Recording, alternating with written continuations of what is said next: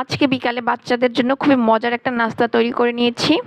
মাশাআল্লাহ, এটা খেতে কিন্তু অসম্ভব মজার। দেখতেই পাচ্ছেন, হয়তো বুঝতেই পারছেন দেখে।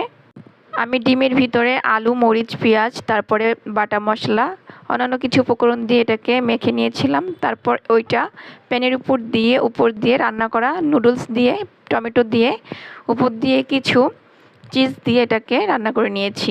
এখন আমি কেটে নিচ্ছি। এভাবে কিন্তু এটা খেতে অনেকটা পিৎজার মতো লাগে।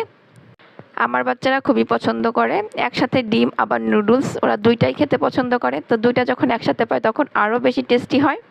আমি মাঝে মাঝেই তৈরি করি। আমি সবসময় চেষ্টা করি ওদেরকে এক এক দিন এক এক ধরনের নাস্তা তৈরি করে দেওয়ার জন্য।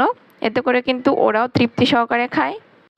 কেমন হলো আজকের এই আমার নাস্তা রেসিপিটা অবশ্যই কিন্তু আপনারা কমেন্ট করে জানাবেন। ভালো লাগলে কিন্তু অবশ্যই একটা লাইক দিয়ে দিবেন।